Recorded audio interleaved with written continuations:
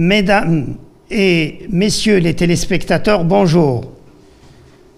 Nous vous souhaitons la bienvenue à cette table ronde organisée par l'Université Hassan II de Casablanca sous le thème « La pandémie du Covid-19, santé et environnement » qui se tient dans le cadre du programme national de sensibilisation sur le Covid-19.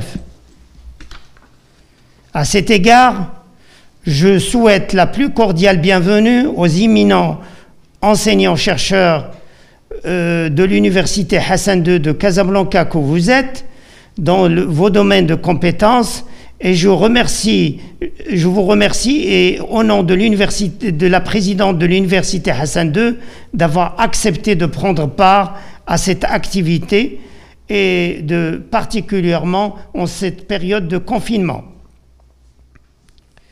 Permettez-moi d'abord de vous présenter et de présenter chacun de ces conférenciers à qui l'Université Hassan II a fait appel pour leurs compétences, à savoir Monsieur Derwish, professeur de nutrition à la Faculté des sciences Benemsik, Madame Lodriri, professeure de l'immunologie à la Faculté des sciences de Ain Choc, Monsieur Abdullah Baddou, professeur de l'immunologie à la Faculté de médecine et de pharmacie de Casablanca, Docteur Hasna Azmi, médecin et spécialiste en rhumatologie et doctorante en virologie à l'Université Hassan II de Casablanca, et moi-même, Monsieur Naji, professeur de virologie à la Faculté des sciences et techniques Mohammedia et directeur de laboratoire de virologie à l'Université Hassan II de Casablanca. En somme, chers téléspectateurs, nous allons débattre cet thème en rapport avec cette pandémie du Covid-19.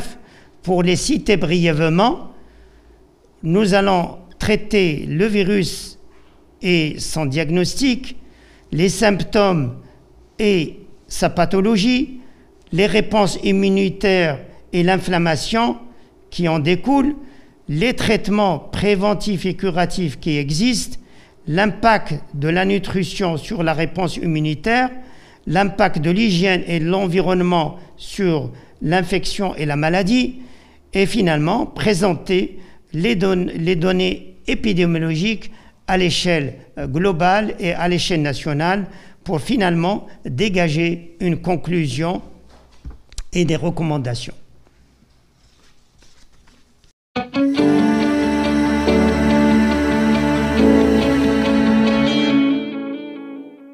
Sans tarder, mesdames et messieurs les téléspectateurs, nous allons commencer nos débats dans le cadre de cette table ronde sur le Covid-19. Et pour cela, le premier thème qui sera discuté portera sur les virus et le diagnostic. Merci, professeur, pour cette belle introduction. Si vous permettez, donc vous avez la parole par rapport à ce premier thème qui va porter sur le virus donc du SARS-CoV-2 et son diagnostic. La première question que je souhaiterais vous poser est en rapport avec les origines. Quelles sont les origines de ce virus, de cette maladie, du Covid-19 ? Quand est-ce qu'il est apparu et comment s'est faite la propagation de cette maladie à l'échelle globale ? Merci, Dr Azmi. Tout d'abord, il faudrait définir c'est quoi un virus. Un virus, c'est un parasite obligatoire. Un virus, ce n'est pas une cellule, c'est une entité acellulaire. Il a absolument besoin d'infecter une cellule, donc un substrat cellulaire, pour pouvoir se reproduire. Et plus tard, on va discuter du rapport de ce virus par rapport à ce qu'on appelle le shut-off du métabolisme de la cellule qui impacte sur le déroulement de la physiologie cellulaire. Ce virus qu'on appelle le SARS-CoV appartient, d'après l'ICTV, qui est l'organe qui classifie les virus, à la famille des coronavirus. Ce ce virus, en quelque sorte, est l'agent responsable de la maladie, le Covid-19. Donc, il y a un lien entre l'agent causal et la maladie, c'est le postulat de Koch. Cet agent, en quelque sorte, existe, le coronavirus, depuis des millions d'années, et ce n'est qu'en 1962 qu'il a été identifié. Et à l'époque, cet agent, normalement les coronas, il avait un tropisme de l'hôte, un tropisme cellulaire spécifique. Et notamment, chez l'homme, il y avait 3 tropismes respiratoires, gastro-intestinal et aussi neuronal. Elle vient 2002. En 2002, ce virus, il a transgressé les barrières et en fin de compte, la transmission devient alors de l'animal à l'homme. Et c'est là qu'en 2002, il y a eu le SARS-CoV qui a été en quelque sorte l'animal réservoir, la chauve-souris, qui l'a transmis en quelque sorte à la civette et la civette l'a transmis à l'homme. Après, il vient 2012 où le MERS-CoV, en quelque sorte, qui a été identifié chez la chauve-souris, qui l'a transmis en quelque sorte au chameau et le chameau l'a transmis à l'homme. Et il vient 2019 où le virus associé le SARS-CoV, qu'on a communément appelé, il a été identifié chez le pangolin qui l'a transmis à l'homme. En quelque sorte, ces 3 virus, depuis 2002 à présent, tous ces virus, ce sont des virus animaux. Et ces virus, en quelque sorte, ils ont tous un génome composé de l'ARN, un ARN qui est simple brun, un ARN qui est positif, qui dit positif veut dire que l'ARN messager, donc il est infectieux. Et la réplication, il est intracytoplasmique, il se fait en 13 étapes. Et à la dernière étape, le virus, il acquiert une membrane qui est cytoplasmique et qui a une grande importance pour expliquer la propagation de ce virus-là. Et en fin de compte, ce virus-là, il faut faire attention à une différence entre l'activité virale et la présence du virus. Et en fin de compte, le réservoir naturel de ce virus, c'est l'animal. Très bien, merci pour ces précisions, professeur. Alors j'aurais une autre question pour vous, toujours dans cette thématique. Comment réalise-t-on le diagnostic biologique de cette infection dans les échantillons de malades ? L'objectif, merci Madame Dr Esmi, l'objectif principal du diagnostic, c'est de détecter la présence de l'agent viral ou de détecter la signature virale. Il y a 2 manières comment on peut détecter ça. Soit en utilisant les tests qu'on appelle la cible génique, soit la cible antigénique. La cible génique, il permet de détecter l'ARN que j'ai déjà cité du virus, l'ARN, et pour cela, au niveau national, au niveau du Maroc, on utilise le protocole du CDC, et d'ailleurs, non seulement le protocole, mais même les réactifs, ils nous proviennent tous du CDC pour avoir en quelque sorte le même protocole qui est utilisé à l'échelle nationale et pour éviter justement les erreurs. Donc c'est le premier type de diagnostic qui est la méthode utilisée, c'est ce qu'on appelle la QRT-PCR qui utilise des amorces spécifiques à ce virus-là. Le deuxième type de mode de diagnostic, il est sérologique. Et pour cela, on détecte les anticorps.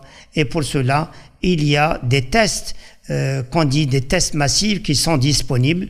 Le Maroc, il s'est inscrit dans cette optique de fournir des tests. Et aujourd'hui qu'on en parle, tous les hôpitaux et les CHU, ils disposent de ces tests pour éventuellement un diagnostic massif. Très bien, merci beaucoup pour ces précisions, professeur Nagy.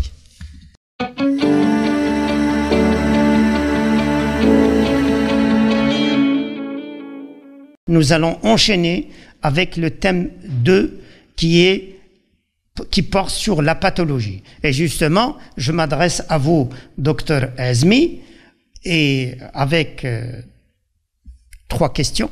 La première, quels sont les symptômes propres du Covid comparés à la grippe et à l'orinite? Très bien. Alors en fait, tout d'abord, il faut savoir que ce virus, donc du SARS-CoV-2, a une période d'incubation qui varie entre 2 à 14 jours.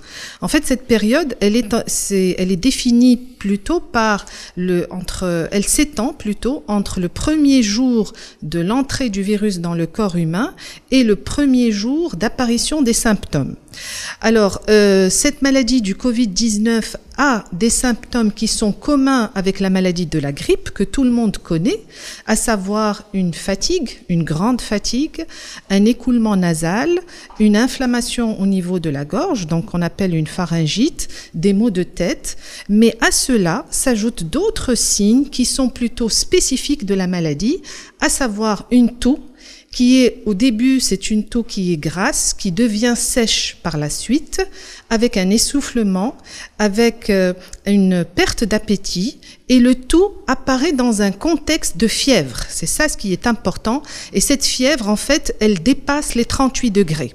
Alors, dans certains cas, nous avons, mais ils sont rares, heureusement, nous avons 2 autres symptômes qui peuvent survenir dans cette maladie, en rapport avec ce qu'on appelle une hémoptysie, c'est-à-dire ce sont des crachats de sang que le malade peut présenter, et un pneumothorax éventuellement, qui est défini par la présence d'air dans l'enveloppe du poumon, donc au niveau de la plèvre. Donc ce sont des symptômes que l'on peut avoir dans cette maladie. Et justement, permettez-moi de vous poser une seconde question. Quelles sont les autres complications? Alors justement, en fait, cette maladie, disons, peut se manifester par des symptômes pulmonaires, ce sont ceux que j'ai cités, mais il peut y avoir aussi des symptômes extra-pulmonaires.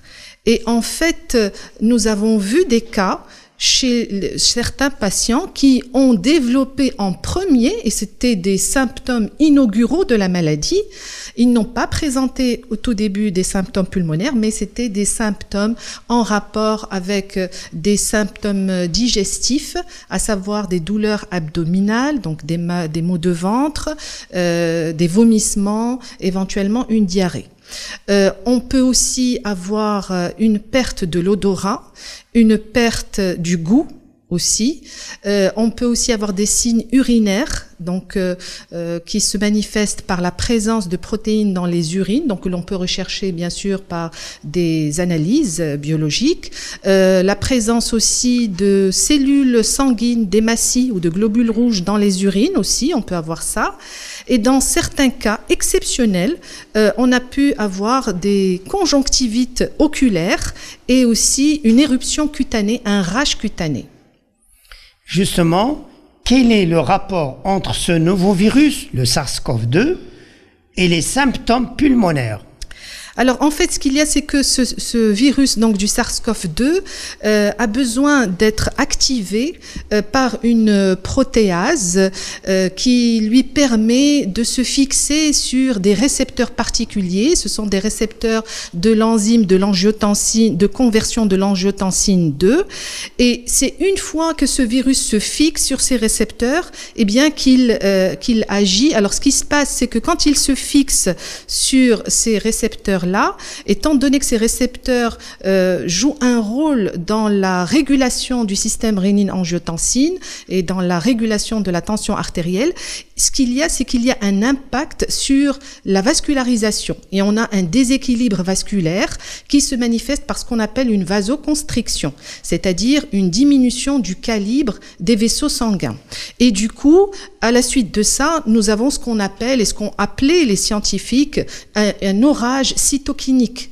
Alors cet orage cytokinique, c'est lui qui va engendrer les complications, notamment pulmonaires par la fibrose pulmonaire et des problèmes de microthrombose qui vont engendrer des complications cardiaques, des complications rénales et hépatiques éventuellement. Justement, j'en arrive là.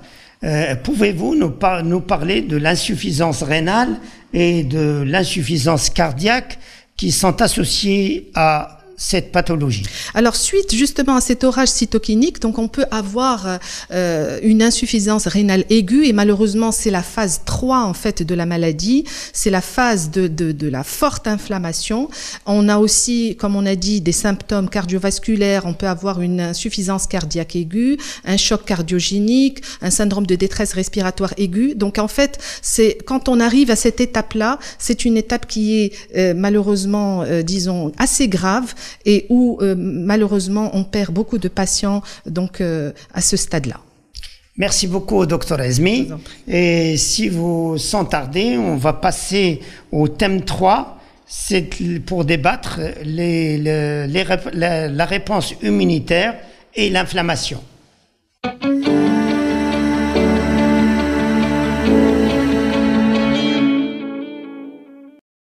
Merci, professeur Nagy. Donc, comment l'organisme se défend contre ce virus? Notre organisme donc possède un système de défense qui est le système immunitaire. Ce système a plusieurs batteries, plusieurs éléments à sa disposition pour se défendre. Tout d'abord, il a les cellules qui reconnaissent le virus grâce à des molécules présentes sur leur surface. Dès que ces cellules, au niveau de toutes les portes d'entrée du virus, les muqueuses nasales, etc., donc vous avez les cellules qui vont fixer le virus grâce à ces récepteurs. Et dès qu'il y a cette liaison, vous avez, si vous voulez, se met en mode actif.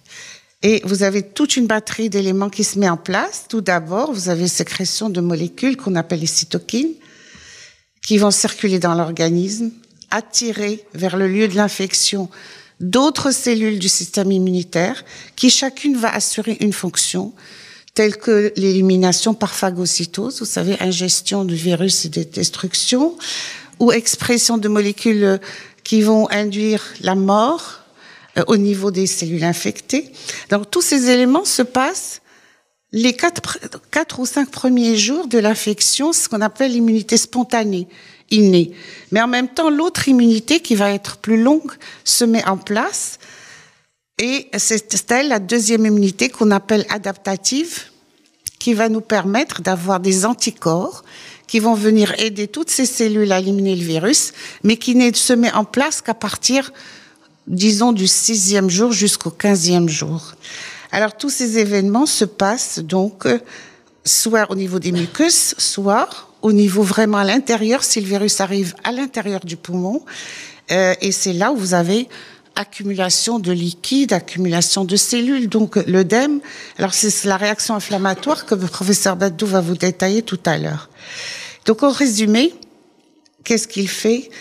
Il est efficace, effectivement, parce que d'abord, il va bloquer la réplication du virus, il va favoriser son élimination par différentes fonctions et mécanismes qu'on ne va pas détailler.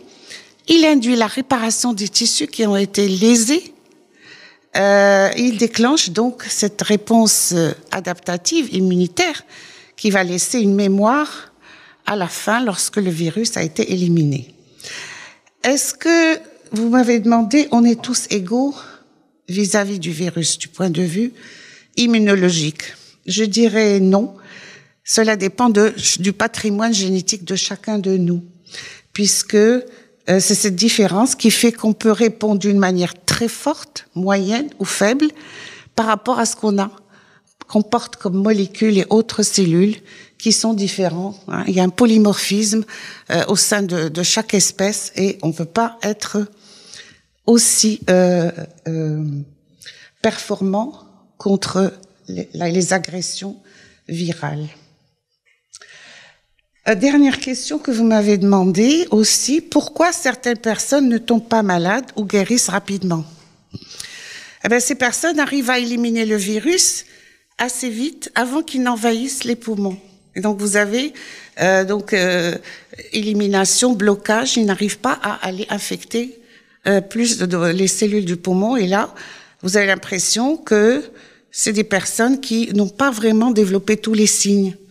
Et donc, ça peut expliquer le fait qu'ils ne tombent pas malades, donc pour nous, c'est ne pas développer les signes de détresse respiratoire, etc. Et bien entendu, une fois que le virus est éliminé, vous avez ces anticorps qui s'installent dans le corps et qui vont, avec les cellules dites mémoire, et qui vont assurer une possible protection contre une réinfection, ce qui est la base un peu des vaccins, ce qu'on essaie de faire. Donc voilà, peut-être que Monsieur Bento aurait quelques mots à dire pour ce côté de la mémoire pour le Covid-19 en particulier, qui est beaucoup plus compliqué que les autres. Voilà. Merci beaucoup au professeur Lodriri. Et justement, vous avez évoqué le rôle de l'inflammation. Je m'adresse au professeur Abdallah Baddou. Et il y a des questions récurrentes aussi qui, à cet égard. Par exemple, quel est le rôle de l'inflammation? Pouvez-vous nous expliquer les mécanismes? Ça, c'est la première question qui revient. La deuxième question, comment ce virus induit cette pathologie mortelle? Et la troisième question, la mémoire immunitaire, qu'en est-il pour le Covid-19? Et la quatrième question, elle revient souvent, c'est à l'égard du traitement. Existe-t-il des pistes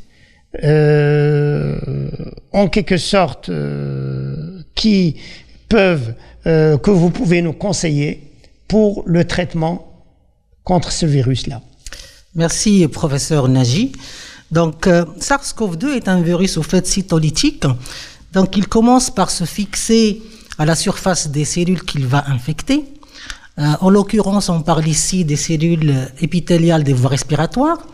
En utilisant des récepteurs bien spécifiques, on parle notamment d'un récepteur, un premier récepteur qu'il utilise, qui est la CE2, qui est l'enzyme de conversion de l'angiotensine 2.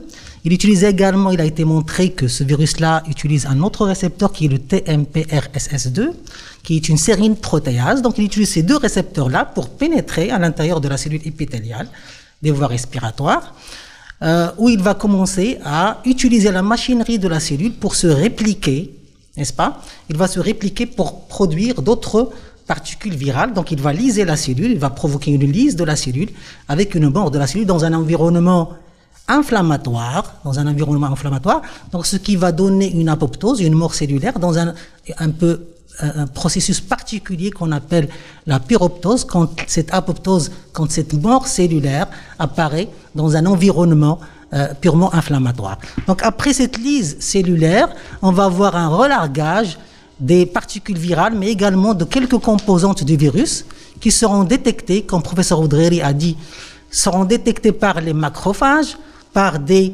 récepteurs de surface qui sont présents au niveau à la surface des macrophages, qu'on appelle les PRR, pour Pathogen Recognition Receptors. C'est des récepteurs qui détectent les pathogènes. Et donc, une fois qu'ils vont détecter ce virus-là, ils vont libérer des produits, des substances biologiques, des cytokines, mais également des chimiokines. Et ce chimiokine-là, par un mécanisme de chimiotactisme, ils vont attirer d'autres types cellulaires pour aider donc à contrôler ce virus-là. Et parmi les cellules qui sont attirées dans cette situation-là vers l'organe, vers le site de l'infection, on retrouve, il a été montré que dans le cas de l'infection par SARS-CoV-2, on retrouve les monocytes qui vont migrer depuis le sang vers le site de l'infection. On retrouve également les lymphocytes T et curieusement, pas les neutrophiles. Dans d'autres situations, les neutrophiles également migrent vers le site de l'inflammation. Là, il a été montré que le neutrophile reste au niveau du sang. Et d'ailleurs, c'est 80% des patients qui développent Covid-19. Il a été démontré que ils souffrent d'une lymphopénie, mais également d'un rapport neutrophile sur lymphocyte qui est très élevé, c'est-à-dire que les neutrophiles qui restent au niveau du sang, mais on ne comprend pas très bien ce phénomène-là, on n'a pas une explication exacte. Et donc, une fois que les cellules sont attirées vers le site de l'inflammation, notamment on parle des cellules les cellules T CD4 positifs qui organisent un peu la réponse immunitaire, ce sont des cellules qui vont se différencier en des cellules de type qu'on appelle nous les cellules de type TH1. C'est une sous-population particulière des cellules T qui vont donner de l'aide aux cellules T cytotoxiques pour tuer les cellules infectées par le virus, mais qui vont également donner de l'aide. C'est pour cela qu'on les appelle des cellules T helper, parce que c'est des cellules qui donnent de l'aide. Ils donnent également de l'aide aux cellules B. Ce sont des cellules qui vont se différencier en des cellules productrices d'anticorps, et ce sont ces anticorps-là qui vont aller se fixer sur le virus pour le neutraliser. Et donc les macrophages, qu'est-ce qu'ils vont faire? Le virus neutralisé par ces anticorps-là, il sera phagocyté. Les macrophages vont également phagocyter, manger les cellules qui sont nécrosées, qui sont tuées, et ils vont nettoyer un peu l'environnement. Et en principe, les gens qui se portent bien, qui sont immunocompétents, c'est comme ça que les étapes de l'élimination de virus se passe. Maintenant, je passe à votre deuxième question, professeur Nagy, sur l'inflammation. Dans la majorité de cas, ça se passe comme ça. C'est-à-dire que le système immunitaire, l'ensemble de ces cellules que j'ai évoquées, coopèrent entre elles pour éliminer le virus. C'est une faible proportion de patients. On note, lorsque les macrophages attirent les autres types cellulaires, les macrophages sécrètent les cytokines, notamment les cytokines qu'on appelle inflammatoires, pro-inflammatoires. À leur tête, je note l'interleukine 6, mais également l'interleukine 1, le TNF-alpha. C'est ces cytokines qui sont très connues comme étant très inflammatoires. Il va recruter d'autres cellules, notamment les T, CD4 positifs, les T, CD8 positifs, et qui vont encore accentuer ce feedback positif de sécrétion et potentialisation de la sécrétion de cytokines pro-inflammatoires. Et c'est là où on assiste à ce qu'on appelle un orage cytokinique. D'autres personnes l'appellent choc cytokinique. Donc, une production excessive de cytokines pro-inflammatoires et qui va résulter en un œdème pulmonaire et une pneumonie. Et dans certaines situations, ces cytokines-là vont se propager vers d'autres organes pour générer ce qu'on appelle une inflammation multi-organe et malheureusement qui est suivie dans certaines situations du décès du patient. Voilà. Donc, je passe maintenant à votre question sur la mémoire.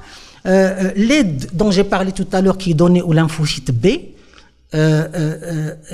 c'est une aide qui est donnée au lymphocyte B pour produire des anticorps. C'est ces anticorps-là qui jouent un rôle extrêmement important dans l'élimination du virus, mais pas que les lymphocytes B, également les cellules TCD4 positives. L'ensemble de ces cellules-là, notamment les TCD4 positifs, les TCD8 positifs et les B, une fois qu'ils vont effectuer leur travail, la majorité de ces cellules-là meurent.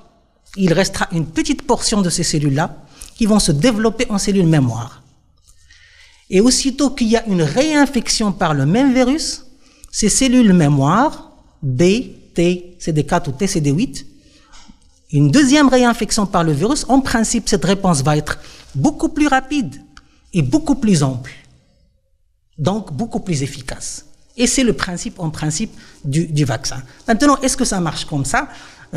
Malheureusement, on n'a pas beaucoup de recul pour dire que chez les patients qui sont atteints de la pathologie Covid-19, ça va se passer comme ça, mais en principe, ça devrait. C'est-à-dire que les anticorps, notamment neutralisants, devraient en principe rester dans l'organisme, et s'il y a une réinfection par le virus, en principe, on devrait avoir une réponse mémoire, mais ça reste à prouver, bien évidemment. Et donc, quand j'ai parlé je passe maintenant à votre dernière question qui concerne l'inflammation et les pistes thérapeutiques. Et là, j'aimerais évoquer deux pistes qui me paraissent vraiment, vraiment extrêmement intéressantes. La première, comme on a parlé de l'interleukine 6, l'une des cytokines pro-inflammatoires. Et en fait, ce qui a été montré dernièrement, c'est que cette cytokine, à mesure qu'on avance, qu'on progresse dans la maladie, le niveau d'interleukine 6 aussi augmente avec la pathologie. Ce qui a été démontré également, qui est intéressant, c'est qu'il y a une corrélation négative entre le niveau de l'interleukine 6 et la survie des patients. Plus l'interleukine 6 est produite, moins les patients survivent. Et dernièrement, un anticorps monoclonal anti-interleukine 6 a été essayé dans des essais cliniques et il a donné des résultats très, très encourageants. Donc ça, c'est une piste que je pense est très, très importante. Une deuxième piste, c'est la piste des interférons.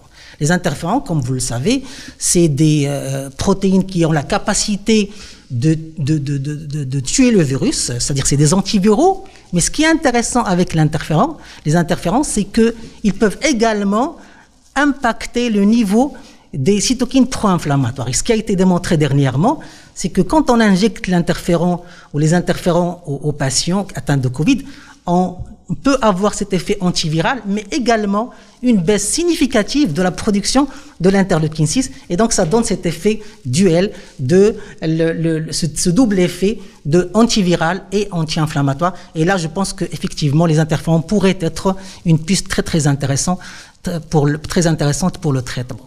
Voilà. Merci beaucoup, professeur Baddo. Merci beaucoup, professeur Ledrouri, pour ces interventions et ces clarifications. Merci.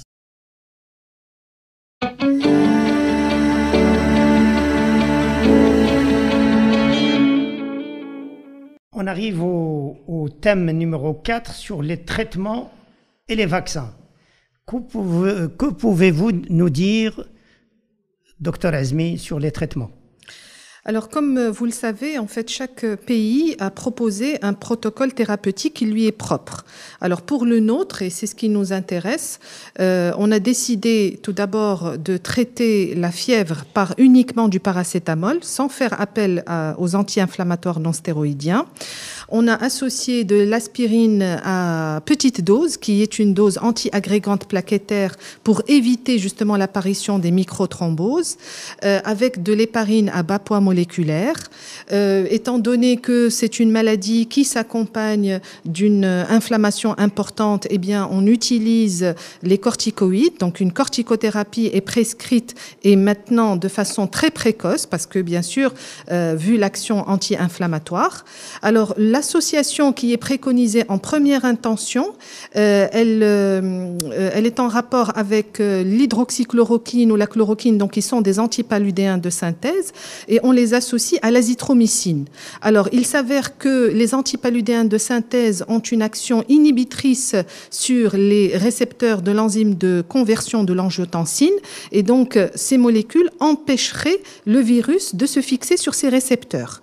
D'autre part, par rapport à l'azithromycine, alors il s'avère que l'azithromycine a une action anti-œdémateuse, antibactérienne, et en plus, c'est un adjuvant de l'action de la chloroquine. Alors, pour les patients qui auraient une contre-indication aux antipaludéens de synthèse, parce que justement, avant de leur prescrire, on leur fait faire un électrocardiogramme qui doit être normal. S'il ne l'est pas, eh bien, on va penser ou choisir le traitement de deuxième intention qui fait appel à l'association de deux antiviraux, alors qui sont le lopinavir et le ritonavir. Par ailleurs, il y a autre chose, donc une chose aussi importante, c'est que si le patient ne répond pas aux médicaments ou à l'association de première intention, donc on le lui a prescrit, il l'a pris de façon suffisante et pendant une durée suffisante, mais les résultats n'étaient pas bons, à ce moment-là, bien sûr, on switch vers cette association d'antiviraux. Alors, il y a aussi un traitement adjuvant qui est préconisé et qui aurait une action immunomodulatrice. Alors, c'est le zinc que l'on prescrit, la vitamine C avec une dose importante et la vitamine D comme dose de charge. Alors, par rapport, en fait, aux résultats de ces traitements, eh bien, on voit bien que le taux de guérison augmente de plus en plus dans notre pays, donc ce qui témoigne de l'efficacité de ce protocole thérapeutique. Et ça n'empêche qu'il y a en fait pas mal d'autres médicaments qui sont en cours d'étude, bien sûr. Il y a d'autres antiviraux qui sont en cours d'essai. Il y a aussi, comme ce qu'a préconisé professeur Beddo tout à l'heure, l'utilisation des inhibiteurs de l'interleukine 6 et de l'interféron qui aurait une action anti-inflammatoire très importante. Certaines équipes ont aussi travaillé sur la plasmothérapie, donc l'utilisation de plasma de personnes qui ont été guéries par le Covid-19, et il y a une autre molécule, la chlorpromazine par exemple. Donc tous ces résultats, on les obtiendra dans quelques mois, Inch'Allah. Pouvez-vous nous dire un mot sur les anticoagulants dans ce protocole? Les anticoagulants, eh bien, on utilise comme anticoagulant, on a l'héparine de bas poids moléculaire au tout début, donc en fait de la maladie, elle était limitée uniquement aux malades qui étaient atteints donc d'une inflammation très très importante et en fait qui étaient à un stade avancé d'évolution de la maladie, mais avec la littérature et les données donc récentes que l'on reçoit chaque jour, on la préconise depuis le début maintenant. Donc dès le départ, on associe l'héparine de bas poids moléculaire avec l'aspirine à petite dose, ce qui effectivement nous empêcherait d'arriver à cette évolution malheureusement, grave de la maladie du Covid-19. En complément à ces informations, on préconise aussi les traitements préventifs, notamment les vaccins. Qu'est-ce qu'on peut dire? Il n'y a pas de vaccin à date. Mais il y a une centaine d'essais à travers le monde. Il y a une dizaine d'essais qui sont au niveau de la phase 3. Donc c'est tout ce qu'on pourrait dire sur l'aspect vaccin. Et il faut compter au moins, la plupart des pays en avance, ils préconisent d'ici 6 mois, on aurait normalement un vaccin.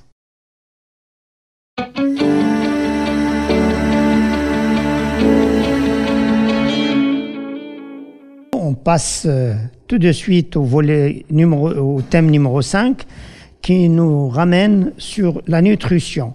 Et pour cela, j'ai le plaisir de recevoir professeur Drouiche. Et professeur Drouiche, qui est un nutritionniste, quel est l'impact de la nutrition et de l'alimentation sur l'immunité? Merci, cher collègue Inaji. Donc, moi, si je résume un petit peu ce qui est dit jusqu'à maintenant, on dirait que nous sommes devant un virus qui est un méchant virus, virulent, et donc qui n'a rien à voir avec les autres virus qu'on connaît peut-être, les virus du rhume, où il y avait 3 jours de confinement et le dossier il était clos.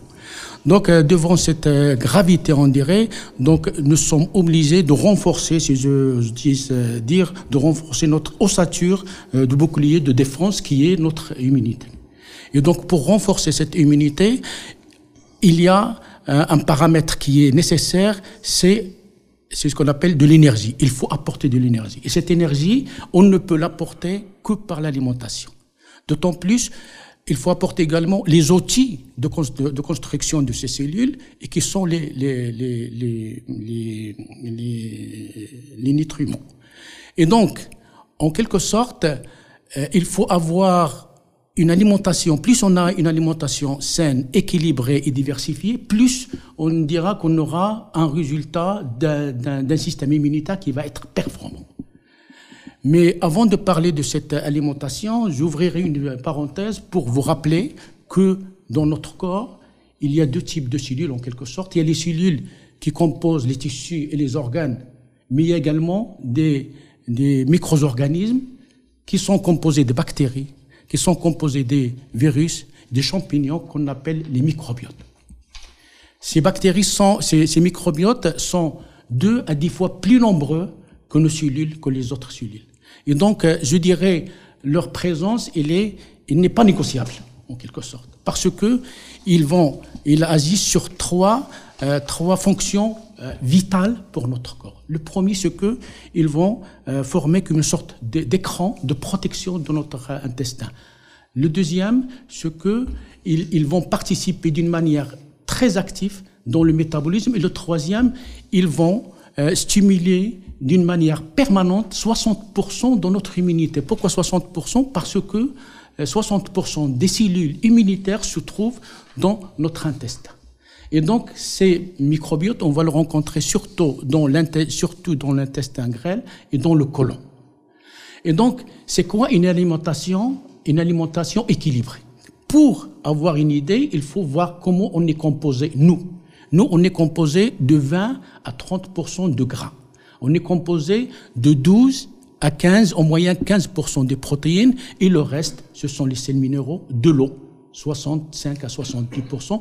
Donc, notre alimentation doit respecter déjà ces paramètres.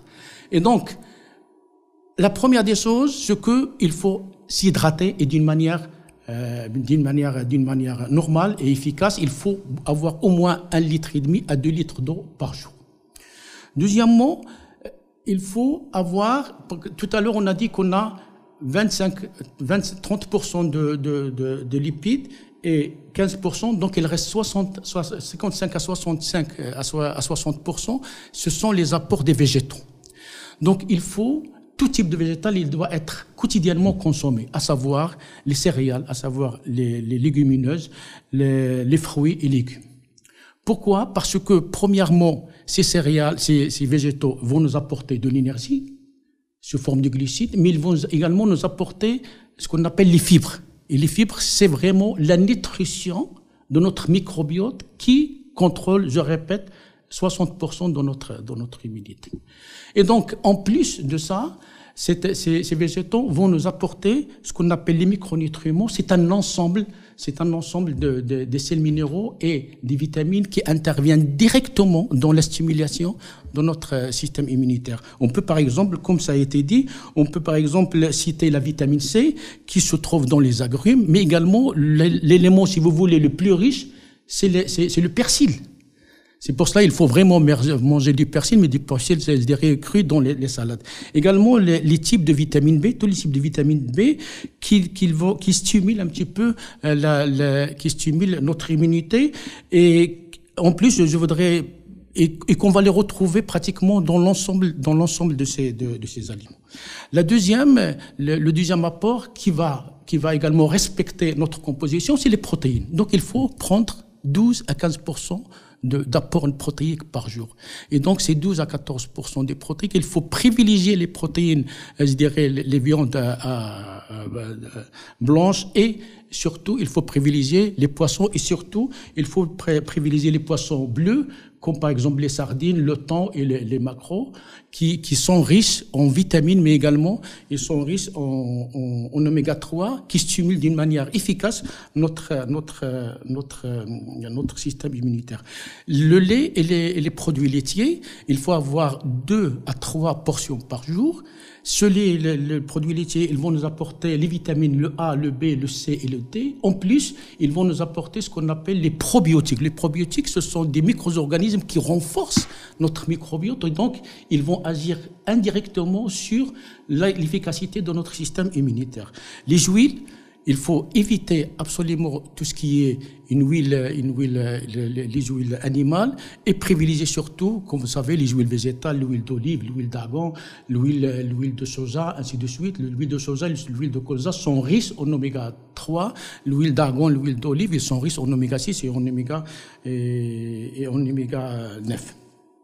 Alors, il faut absolument éviter de consommer un petit peu les produits qui sont surchargés en glucides, en lipides et en sel, et également en produits chimiques. Et c'est parce que ces produits-là, ils entravent d'une manière directe ou indirecte notre système immunitaire. Par exemple, il faut pas manger de sucre. Il faut diminuer le sucre parce que le sucre, il inhibe la synthèse des cellules immunitaires. Alors, tout ça, c'est bien, mais c'est pas suffisant. C'est-à-dire qu'il faut toujours accompagner cette alimentation saine, équilibrée et diversifiée par un mode de vie sain. Et c'est quoi un mode de vie sain? C'est tout simplement, il est basé sur 5 piliers. Le premier, c'est la propreté. La propreté qui était, je dirais, optionnelle avant, mais maintenant, il devient obligatoire. Se laver les mains, ainsi de suite, c'est la propreté corporelle et la propreté, je dirais, de notre environnement. Le deuxième, c'est l'activité physique. Il faut absolument faire de l'activité physique. Il ne faut pas faire l'activité physique de la cuisine, tout ça, c'est bon. Mais il faut programmer votre activité physique. Regardez, quand on termine l'activité physique, qu'est-ce qu'on se dit? On se dit, on s'est bien dépensé. Par contre, quand on fait autre chose, on dit « Ah, je me suis fatigué ». Ça n'a rien à voir. Et l'activité physique, qu'est-ce qu'il va faire? Il va diminuer le taux de cholestérol, il va diminuer le stress, il va augmenter surtout le taux de la dopamine et de la sérotonine, qui est un antidépresseur. En plus, même, il va augmenter l'endomorphine, qui va nous donner cette sensation du bien-être. Et donc, le bien-être dans l'âme. Donc, c'est-à-dire, ils nous remercient cette activité physique parce qu'on a fait. C'est nos cellules qui nous remercient parce qu'ils ont changé complètement de leur métabolisme. L'oxygénation, il faut s'oxygéner parce que l'oxygène, c'est le métabolisme. Il faut vraiment prendre de temps de prendre de l'oxygène parce que comme ça, vous allez activer votre métabolisme et vous allez bien sûr activer votre immunité. La spiritualité, elle est très bien, la spiritualité. Il faut faire du yoga, il faut prendre du temps de faire la prière. Il faut se décrocher de tout et faire la prière parce que quand on fait la spiritualité, dans l'équilibre et le bien-être et enfin, bien sûr, une alimentation diversifiée et complète. Voilà, merci.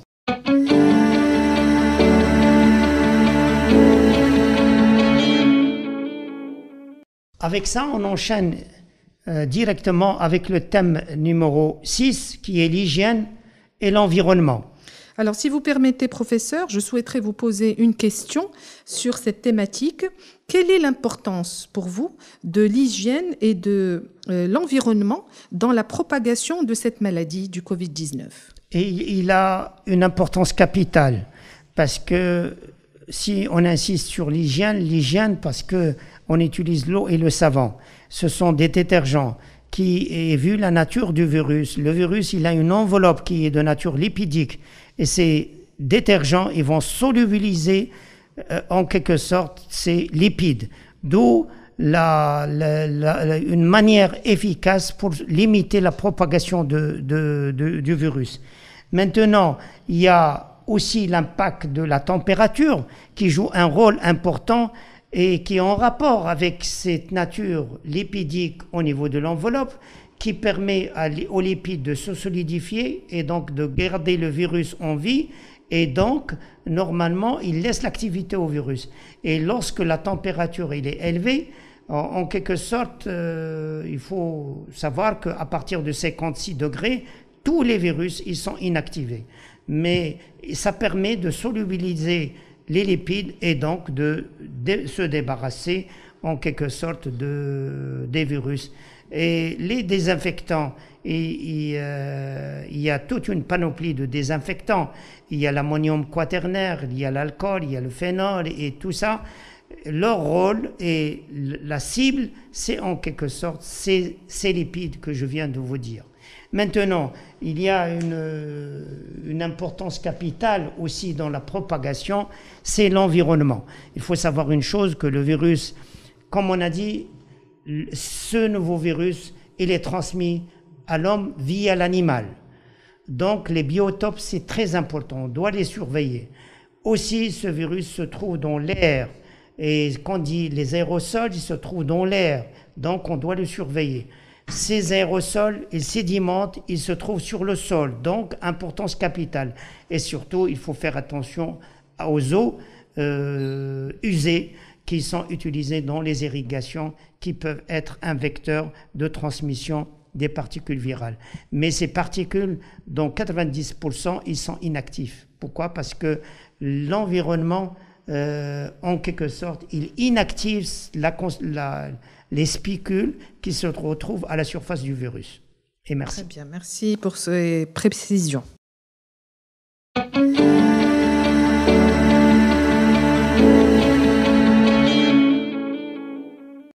Cela nous amène au thème numéro 7 sur l'épidémiologie et les données à l'échelle globale et nationale. Alors, si vous permettez, justement, je vais juste vous poser la question, professeur Nagy. Pouvez-vous nous préciser les données épidémiologiques à l'échelle globale et surtout nationale, puisque c'est ce qui nous intéresse le plus?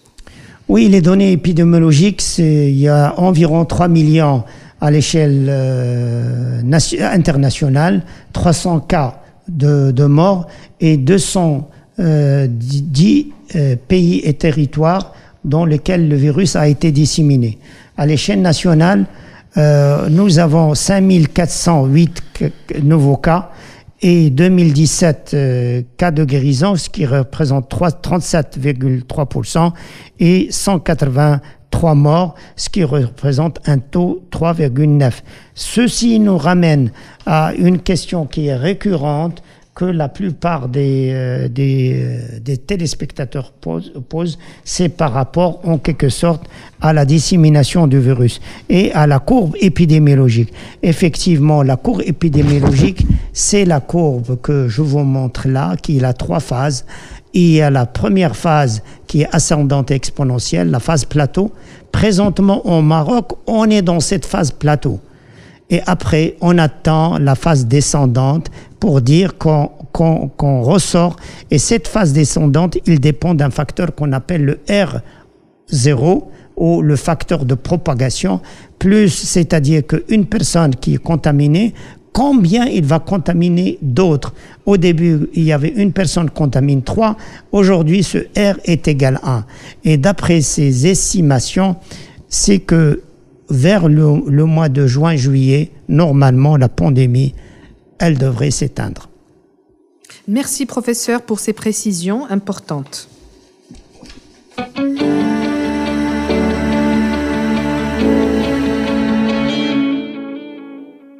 Alors maintenant, on arrive à la conclusion et aux éventuelles recommandations que vous avez. Allez-y, je vous en prie. Oui, à la lumière de cette table ronde, on peut dégager des conclusions et des recommandations.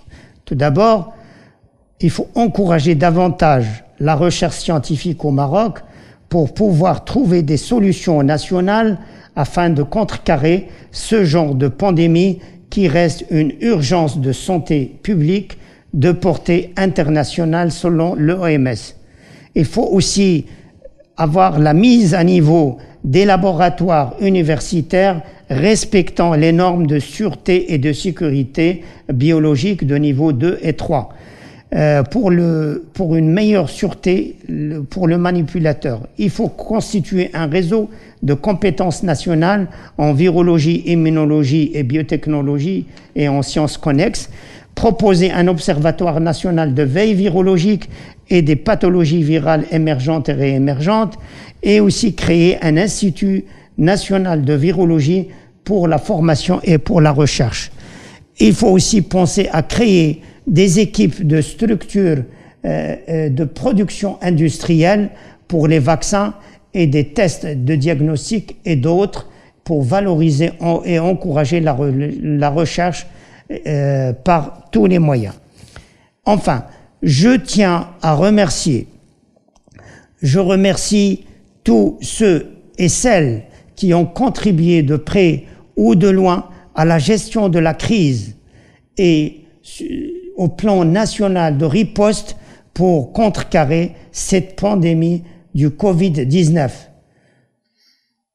À la tête, je voudrais remercier en votre nom et au nom de l'Université Hassan II de Casablanca, Sa Majesté le roi Mohammed VI, que Dieu glorifie et l'assiste pour sa grande clairvoyance et sa parfaite maîtrise de la gestion de cette crise sur le plan sanitaire, sécuritaire, social et économique, et une reconnaissance particulière pour son ingéniosité du fonds Covid-19.